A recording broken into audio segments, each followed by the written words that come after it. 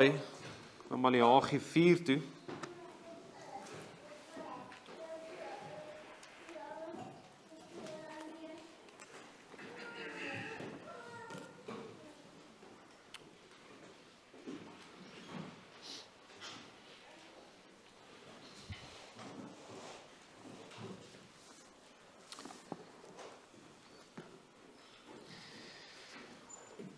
Ek het gedink ons gaan vandag klaarmaak met Maleagi, maar staan vandag net stil by een versie, by vers 4 van hoofstuk 4. En dan as die Here wil, sal ons volgende week vers 5 en 6 doen. Kom ons lees die hele hoofstuk, so van vers 1 af, daai 6 verse.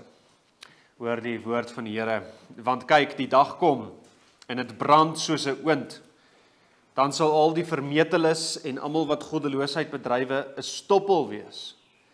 En die dag wat kom sal hulle aan die brand steek, sê die Here van die leerskare, sodat dit vir hulle geen wortel of tak sal oorlaat nie. Maar vir julle wat my naam vrees, sal die son van geregtigheid opgaan, en daar sal genesing onder sy vleuels wees.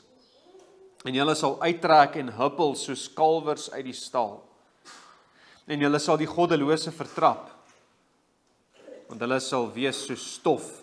Hulle sal soos stof wees onder julle voetsole op die dag wat ek skep, sê die Here van die leerskare. Dink aan die wet van Moses, my knegt, wat ek hom beveel het op Horeb vir die hele Israel, insettinge en verordeninge. Kyk, ek stuur julle die profeet Elia, voordat die groot en vreeslike dag van die Here aanbreek. En hy sal die hart van die vaders terugbring tot die kinders, en die hart van die kinders tot hulle vaders, sodat ek nie hoef te kom en die land met die banvloek tref nie. Dit is die Here se woord, en ons fokus dan op daai vers 4.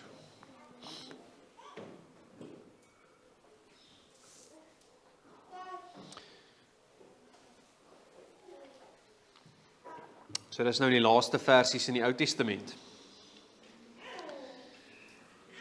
Hierdie laaste 3 versies wat 'n eenheid vorm, dis so half, dis so die vorm van Paulus se briewe ook, so laaste paar vermaanings wat die brief opsom en laaste opdrag gooi en belofte, som alles op.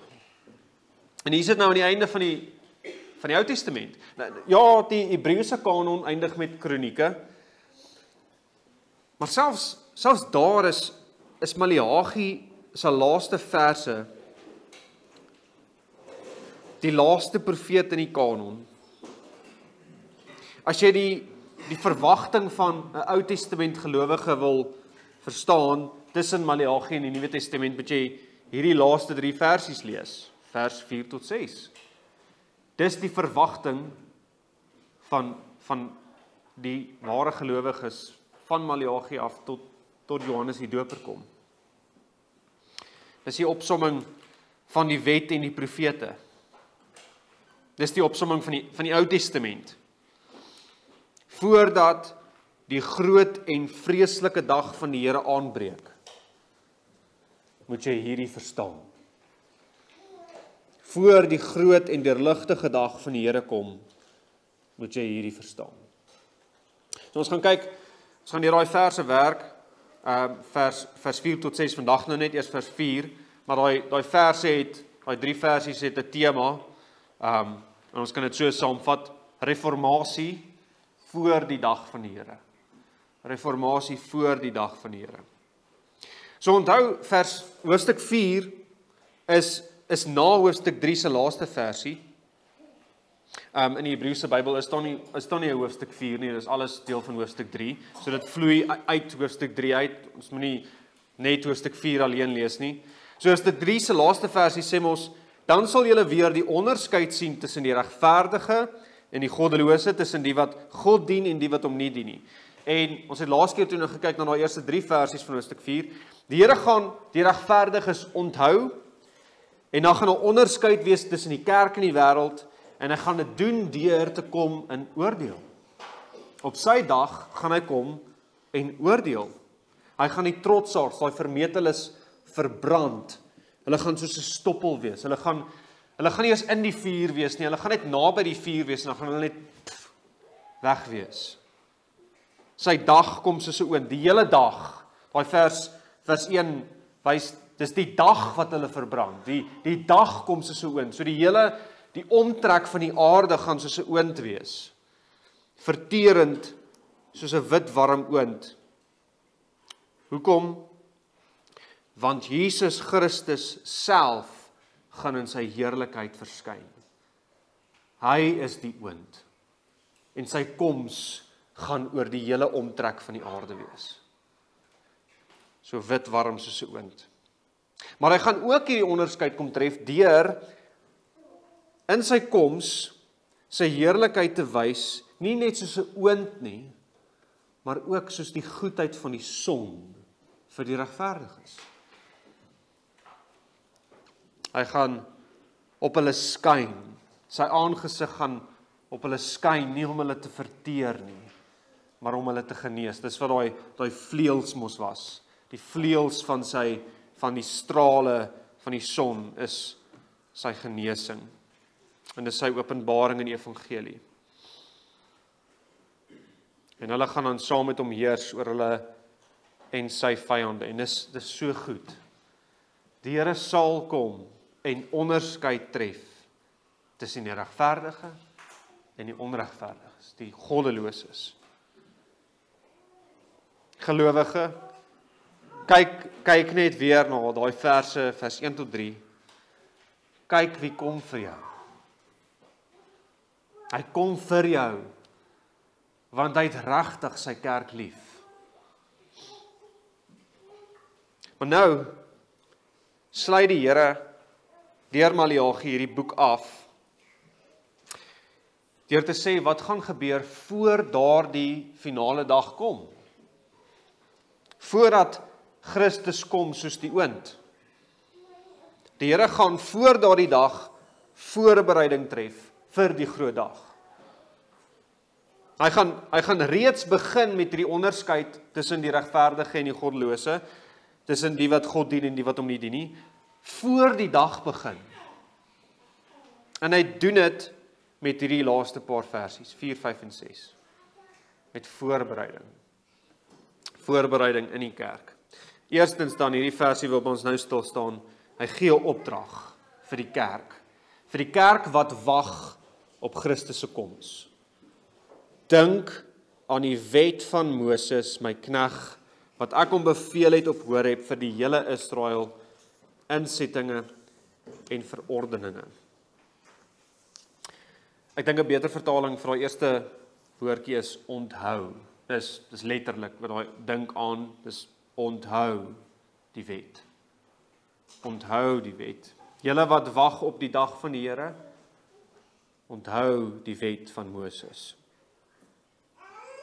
Julle wat deur die Here onthou word, dis mos wat hy gesê het in hoofstuk 3 se laaste paar versies, hy onthou die regverdiges. Julle wat deur die Here onthou word, onthou hom. Onthou sy wet. En daardie dink aan of onthou dis nie net 'n verstandelike oefening nie. Die woordjie onthou in die Bybel beteken jy laat jou geheue 'n veranderende invloed uitoefen op jou gedrag. So as ek die wet van die Here onthou, dan laat ek toe dat dit wat ek weet, ek kan die 10 gebooie uit my kop uit sê, maar as ek dit onthou, dan is hierdie wet sigbaar in my lewe. Ek doen dit ook. Dit wat jy weet, moet jy verander. As jy dit nie doen nie, lei jy aan geheueverlies. Jy vergeet, want so lyk dit. Jy weet wat die 10 gebooie is, maar jy doen dit nie. Jy vergeet. So die opdrag is dus ook, moenie vergeet nie. Moenie toelaat dat jou kennis opbou, sonder dat dit enige invloed op jou lewe het nie. En hierdie is dus niks anders as die opdrag van hoofstuk 3 vers 7 nie. Onthou, so gaan terug na dit wat jy weet. Hoofstuk 3 vers 7 het gesê, keer terug na my, en ek wil na julle terugkeer, sê die Here van die leerskare. Kom terug waar julle was. Vat jou geheue terug na dit wat dit weet, en laat dit 'n invloed uitoefen op jou hele lewe. So wat moet ons dan nou so onthou? Wel, die wet van Moses. My knegg, wat ek hom beveel het op Horeb vir die hele Israel, insettinge en verordeninge. Die wet van Moses. En nou, die res van daai woorde in daai vers is baie belangrik. Die Here sê nie net, onthou die wet nie.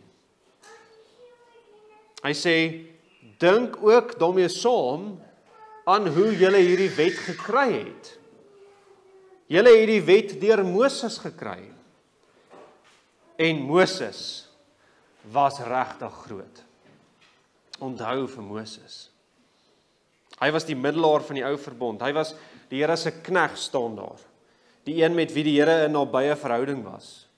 Hy het regtig die Here geken. Hy was 'n diensknegg wat voor die Here neergebuig het, self met die Here gepraat het. Die Here het homself aan Moses geopenbaar, regtig besonder van aangesig tot aangesig. Numeri 12 sê van hom, van Moses, hoor tog my woorde, sê die Here, as julle profeet van die Here is, sal ek deur 'n gesig my aan hom bekend maak, deur 'n droom sal ek met hom spreek. So is dit nie met my knegg Moses nie. Hy is nie soos die ander profete nie. Hy is besonder. Moses, so is dit nie met my knegg Moses nie. In my hele huis is hy getrou. Mond tot mond spreek ek met hom, en deur aanskouing, nie deur duister woorde nie. En hy sien die verskyning van die Here. Waarom het julle dan nie gevrees om my knegg Moses teen my knegg Moses te spreek nie? Dink aan wie met julle gepraat het toe julle die wet gekry het. Moses. Dit was die man van God. Nog daarbij, hy was die instrument wat die Here gebruik het om die volk uit Egipte te lei, sodat hulle daar by berg Horeb kom. Dit was Moses. Hy was die een deur wie die volk verhouding gehad het met die heilige, heerlike God van hemel en aarde. En dan sien ons ook daarin hoe die Ou Testament die woordjie onthou gebruik. Die woordjie onthou gaan baie keer saam met onthou die Here se verlossingsdade. Onthou vir Moses deur wie jy gekom het by Horeb. So onthou die Here se verlossingsdade. Onthou ook die inleiding tot die 10 gebooie. Ek is die Here jou God wat deur Moses julle by Horeb gebring het. Uit Egipte land, uit die slawehuis uitgelei het. As julle die verlossingsdade van die Here onthou, as julle die wet van die Here onthou, onthou die persoon deur wie dit gedoen is. Onthou vir Moses. En onthou ook waar julle die wet gekry het. By Horeb. Die berg van God. Dit is die ander naam vir Sinai. Daar waar God spesiaal teenwoordig was, spesiaal met Moses gepraat het, daar waar sy volk, sy wolk van heerlikheid was, en toe daai wolk van heerlikheid, wat sy spesiale heilige teenwoordigheid gewys het, neergedaal het op die tabernakel, dit was daar waar Elia later ook gekom het, en ons gaan by vers 5 en 6 ook stilstaan by Elia. Elia was ook by Horeb. Hy het ook met die Here gepraat. Daar, die berg is die plek van verhouding, gemeenskap met God. Later was dit 'n ander berg, die berg Sion, Jerusalem. Met ander woorde, onthou ook die plek waar jy waarlik die Here kan ken. Waar die Here se tempel is. Onthou die persoon, onthou sy dade, en onthou die plek van hierdie wet. Onthou die plek van verhouding met God. Die persoon van die wet, die werk van die persoon, en die plek waar jy hierdie wet gekry het. Dis regtig groot. Dis die hele pakkie om te onthou. So dis daai woorde van vers 4 is nie net onthou die wet nie. Dit is onthou die verbond met die Here van die leerskare. Onthou dat julle met hom in 'n verbond is. Dis wat die kerk moet onthou voor die groot en deurligtige dag van die Here. Onthou die verbond. Maar as ons nou net omblaai, dan sien ons moet iemand anders sien as Moses. In Matteus 17 wys die Here dit vir ons baie mooi duidelik. Op die berg van verheerliking. Ook 'n berg, soos Horeb. Daar het Jesus vir ons gewys wie ons moet sien. Moses en Elias aanvanklik daar saam met Jesus op die berg, op die berg van verheerliking. En dan wil Petrus vir Moses en Elia en Jesus hutte bou, sodat hulle saam met Jesus daar kan wees. Dat hulle daar kan bly. Die hutte, sodat hulle daar kan bly. Maar Petrus, hulle verstaan nie. Dis hoekom hy wil hierdie ding doen. Hy kom met hierdie mooi gesindheid. Here, as u wil, kan ek maar hierdie huisies bou, sodat hulle daar bly. Maar Petrus verstaan nie. Hy wil hê Elia en Moses en Jesus moet langs mekaar bly. Maar dan sê die Vader vir hulle, dit is my geliefde seun in wie ek welbehae het. Luister na hom. Hy sê niks van Moses en Elia nie. Dit is my seun. Kyk wie staan voor jou, Petrus. Kyk en kyk mooi. Kyk, jy sien vir Elia en Moses, maar kyk mooi wie staan voor jou. Luister na hom. En toe hulle dit hoor, die disippels het hoor, het hulle op hulle aangesigte geval en was baie bevrees. En Jesus het nader gekom en hulle aangeraak en gesê, staan op, moenie vrees nie. Toe hulle oë opslaan, sien hulle niemand meer nie, behalwe Jesus alleen. Toe Petrus uiteindelik weer uit sy vrees opkyk, toe sien hy nie meer vir Moses en Elia nie. Hy sien vir Jesus. Hoekom? Want jy moenie vir Moses en Elia uiteindelik sien nie. Jy moet vir Jesus sien. Hulle kan nie langs Jesus hier bly nie. Moses, Elia, Jesus, dit gaan nie werk nie. As jy dit sê, dan verstaan jy nie die groot prentjie nie. Hulle, Moses en Elia, was net prentjies van hom, van die Jesus wat sou kom. Hierdie groot man, die knegg van die Here, Moses, en alles wat ek nou gewys het oor wie hy regtig was, is 'n spikkeltjie, 'n skaduwee van die een wat sou kom. As jy Moses en Elia en Jesus daar langs mekaar sien, moet die heerlikheid van Christus hulle verblind. Verblind dat ek net vir Jesus sien. Want in Jesus is die hele wet, Moses, en die profete, Elia, vervul. Dis wie jy moet sien as jy die wet van Moses onthou. Onthou die persoon van Jesus en sy werk en die plek waar hy vir julle die wet gegee het.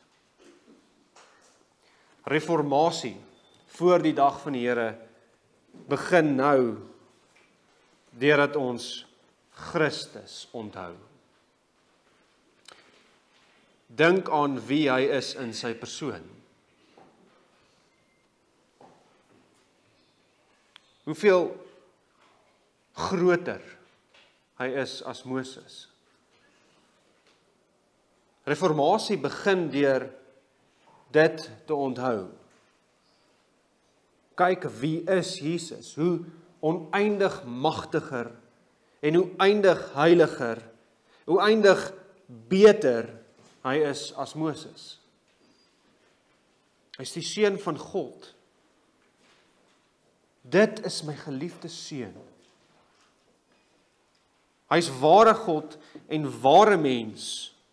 Hy het regtig mens geword. Hy is die een wat altyd perfekte verhouding met sy Vader gehad het. En nog steeds het. Hy het altyd sy Vader se wil gedoen. Altyd in sy gedagtes sy Vader geëer. Hy was middelaar, die priester wat met ons medelee kan hê, maar sonder sonde. Hy was nie soos Moses nie.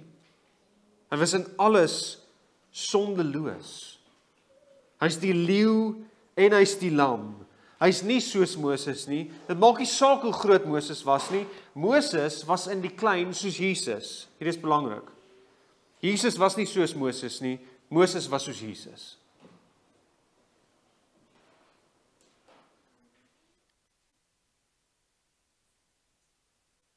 Dink aan sy werk. Hy is die een wat ons uit die slaweband van sonde verlos het, die ware Exodus. Hy is die middelaar van die verbond. Die een middelaar. Die enigste een deur wie ons die Vader kan ken. Hy is die weg, die waarheid en die lewe. Niemand kom na die Vader behalwe deur hom nie. Hy is die een deur wie hy verhouding met die Vader het. Sonder die middelaar is daar geen punt daaraan om die wet te onthou nie. Dis net tot jou verdoemenis, want deur die wet is die kennis van die sonde. Dink daarom aan Jesus as die lam wat vir jou geslag is. Dink aan Jesus wat opgestaan het uit die dood. Dink aan Jesus wat deur sy hele lewe die geregtigheid geleef het wat jy moes leef. Dink aan Jesus wat kom as die groot koning om sy vyande te verslind in die hitte van sy heerlikheid. Dink aan Jesus as die koning, priester en profeet. Dis waar reformatie begin. Is gewoon net by die evangelie, by Jesus. Die Jesus van die wet. En dink dan aan die plek waar hy sy wet gee. Waar is die tempel? Wel, Jesus is die tempel. Sy liggaam is die tempel. Hy gee sy wet in sy eie liggaam. Die plek van ware verhouding met hom is hy. Alles trek saam in hom. Dis wat Petrus hulle op daai berg moes sien. Sien net vir Jesus. Kyk vir Jesus, moenie vir Moses kyk nie. Kyk vir Jesus wat sy strale gaan maak dat jy nie vir Moses en Elia kan sien nie.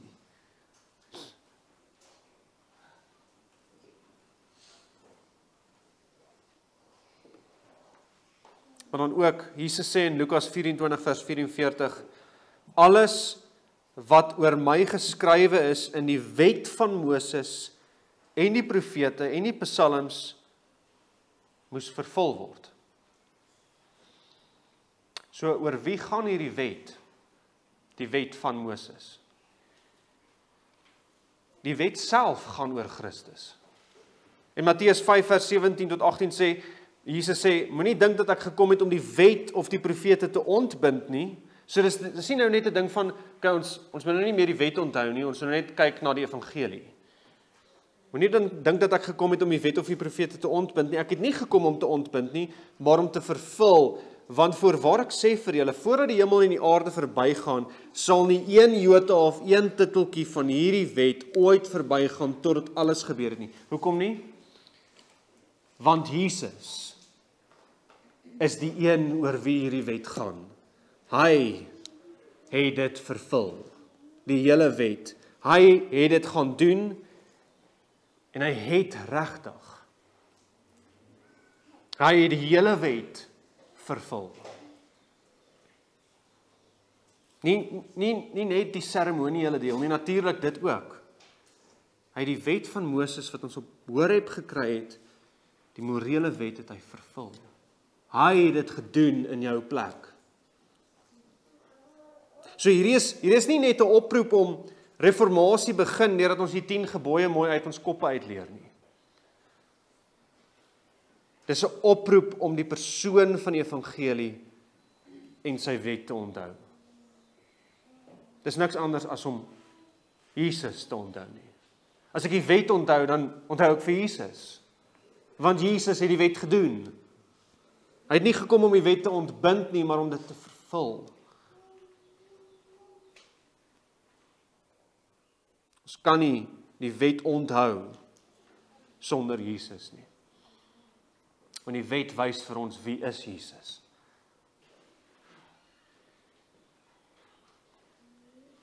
Dan is die wet net tot ons verdoemenis, as ons net die 10 gebooie mooi opsê, want deur die wet is die kennis van die sonde.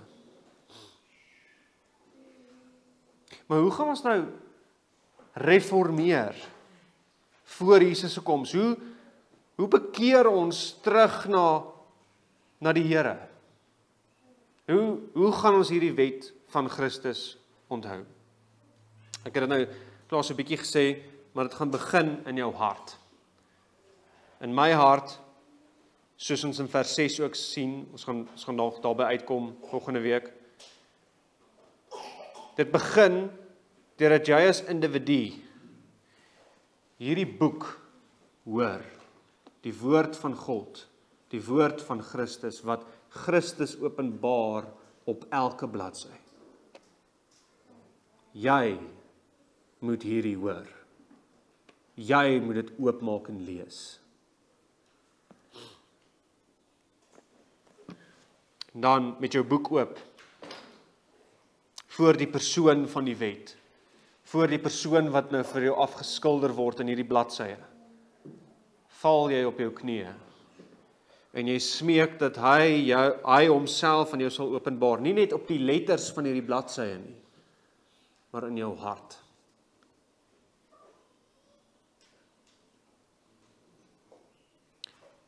Ek wil nie net bladsye ken nie, Here. Ek wil U ken.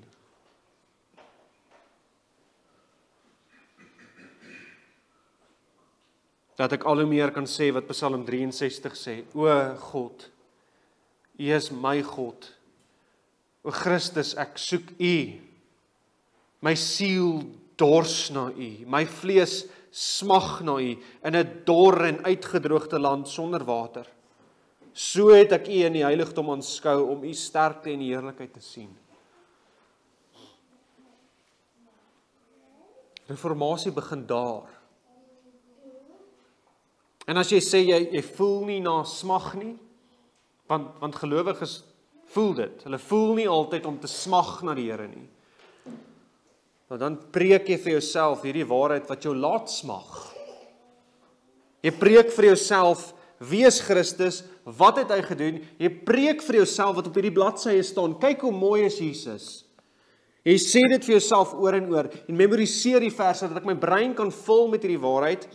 En dan besluit ek wat ek gaan doen voordat ek smag. Ek besluit wat gelowiges doen wat na hom smag. Verder in Psalm 63, jy dink oor hom deur die dag. Jy dwing jou gedagtes. Ek besluit, ek gaan aan hom dink. Ek gaan oor hom pyns in die nagwake. So as jy in die aande wakker word en jy kan nie meer slaap nie, dan pyns jy oor wie Jesus is. As jy nie voel om te smag nie, dan pomp jy jou gedagtes vol van sy waarheid. En jy besluit op grond van daai waarheid, wat gaan ek doen hiermee? Ek gaan aan hom dink, tot ek smag. En ek voor hom smeek ek, Here, ek smag, laat ek smag.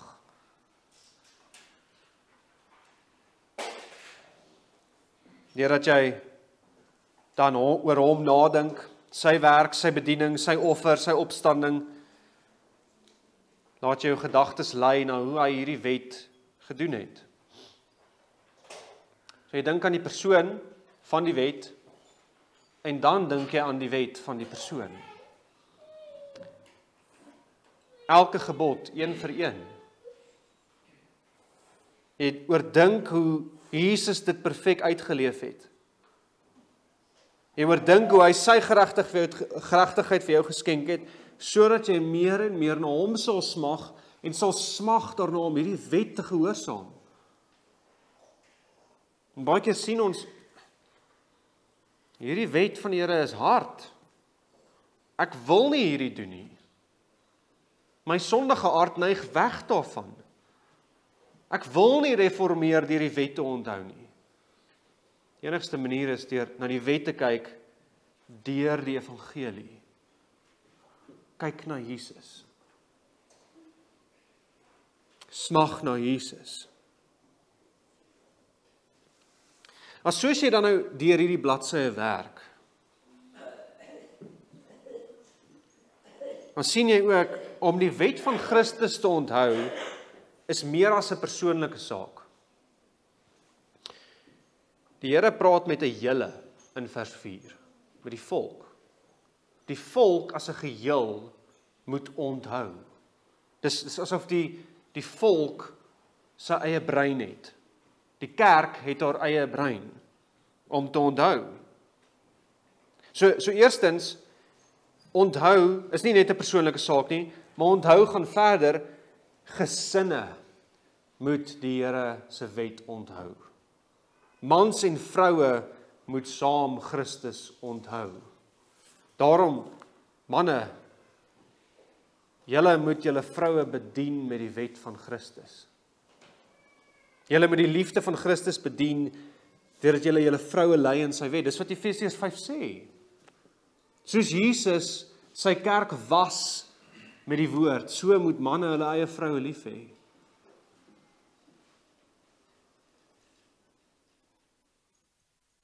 Vroue, Spreuke 31 sê, maak jou mond oop met wysheid.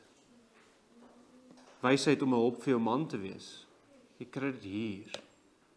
Jy bid dit van die Here en die Here gee wysheid aan elkeen wat dit bid.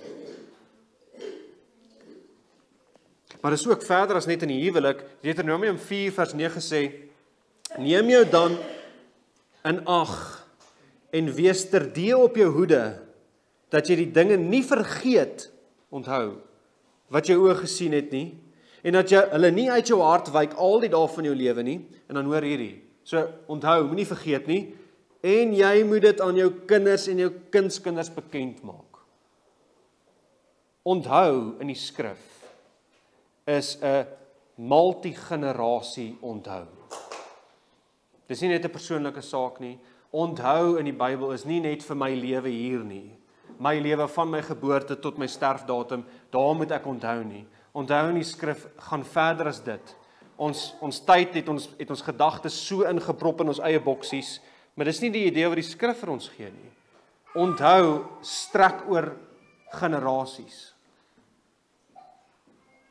Moenie aan geheueverlies ly nie. Volke, gesinne, kerke moenie vergeet nie. En hoe gebeur dit? Wel, deur Christus vir jou kinders en jou kindskinders bekend te maak. Dink verder as nou. Die opdrag strek tot by jou kleinkinders en hulle huwelike en hulle kinders. Hierdie is so belangrik. Natuurlik, ons daarmee saam, ons gaan nie nou daarop ingaan nie, maar elke gesin het sy eie babbel van gesag. Maar daar's ietsie van oupas moet kyk dat hulle kleinkinders Christus onthou.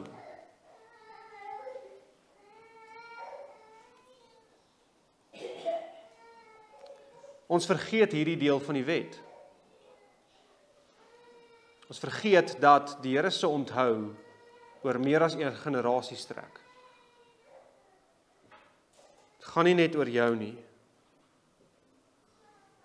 As ek onthou, gaan Christus my oë oopmaak vir die mense om my, die gemeenskap waarin ek is, die gemeenskap wat na my kom. Christus bring jou in 'n gemeenskap in, eerstens in jou gesin met jou vrou, en as die Here wil, kinders wat saam met jou onthou. Dis hoekom Deuteronomium 6 ook sê, hierdie woorde wat ek jou vandag beveel, moet in jou hart wees, daar begin het. Reformatie begin in my hart, om die wet van die Here te onthou. En jy moet dit jou kinders inskerp en daar spreek as jy in die huis sit en as jy op pad is en as jy gaan lê en as jy opstaan en jy moet dit as 'n teken op jou hand wees en dit moet as 'n voorhoofsband tussen jou oë wees en dit moet op jou deurposte wees op jou huis en op jou poorte skrywe. Hierdie woorde van Christus, wat Christus openbaar, moet in my eie hart wees en ek moet dit onthou en daarom moet ek allerhande hulpmiddels hê. Ek moet dit oor my hele lewe hê. Dit moet my hele lewe omvat. Op my huis en op my arms en op my kop en dit sê maar net, dis my hele lewe. Maar dit gaan saam met die multigenerasie onthou. Dis onlosmaaklik. Onthou beteken, leer jou kinders. Skerp dit in. Drol dit in. Herhaal en herhaal en herhaal. Herhaling is nie wetties nie. Herhaling is om te onthou. As ons vir Christus uit die herhaling uithaal, dan raak dit wetties. Herhaal tot ons kan onthou wie Jesus is. Jy leer hulle nie net die 10 gebooie om dit mooi op te sê nie. Jy slaan hulle nie met die Bybel en sê, wat sê die 9de gebod as hulle jok nie? Dit stop nie by die wet self nie. Jy gee hulle die persoon van die wet. Jy bedien die evangelie. Jy leer jou kinders wie is Jesus.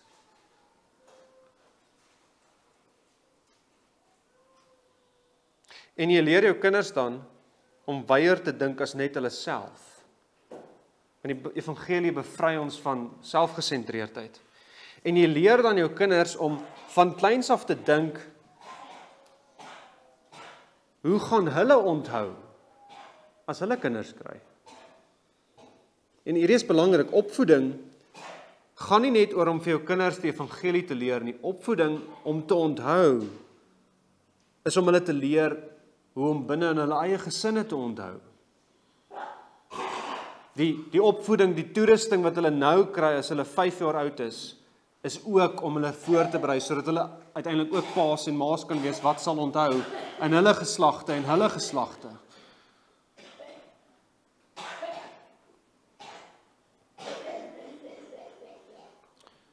Ons moet verder dink as net nou, sodat ons kan onthou. Dit gaan ook verder as gesinne. Gesinne is die boublokke van die kerk, nie, dan ook die samelewing. Dis daai hele in vers 4. Kerke moet onthou. Die kerk van Christus het 'n geheue. Sy word uitgebeeld as 'n persoon, die bruid van Christus. Die bruid van Christus. Van Adam en Eva af tot by die laaste gelowige is die bruid van Christus en die kerk moet onthou. Nu doen ons dit? Want die kerk moet vir Christus preek. Getrou preek, multigenerasie prediking preek. Prediking vir wanneer ek nie meer daar is nie. Wanneer elkeen van ons al dood gegaan het. Want die kerk moet onthou.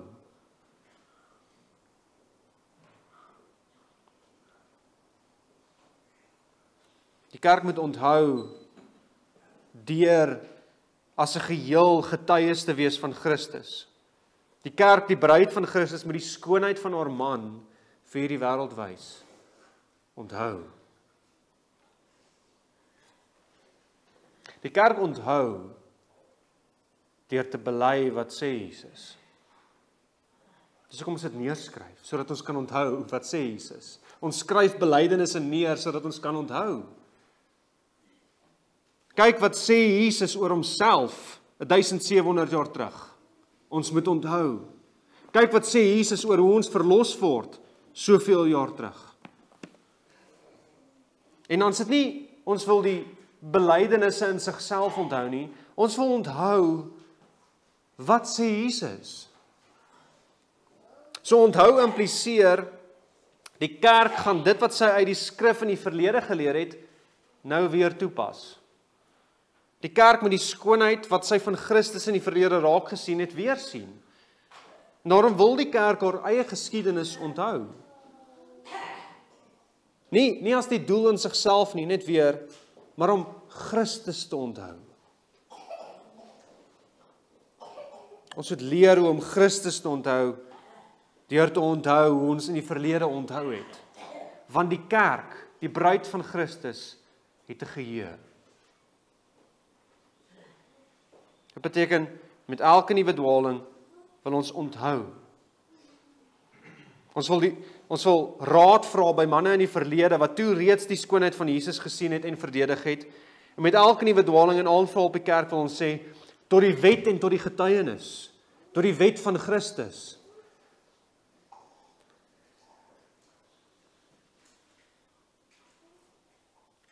Deur elke keer terug te gaan na die wet van Christus sê, kan ons hom vir hierdie wêreld wys.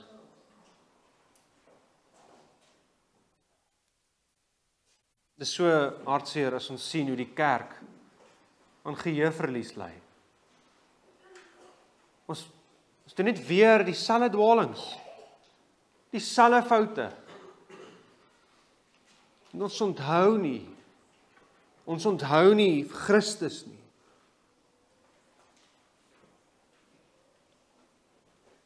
Reformatie is niks anders as onthou nie. Reformatie beteken nie ons dink iets niets uit nie. Beteken ons gaan terug na wat ons was, keer terug na wat ons geweet het in die verlede, keer terug na Christus, die wet van Christus en die Christus van die wet. Reformatie beteken jy kyk terug, maar ook jy kyk vorentoe na die Christus wat kom. Hy kom en sy dag sal wees soos 'n oond en soos die son met sy strale van genesing. Kyk vorentoe en onthou die wet van Christus en die Christus van die wet. Amen.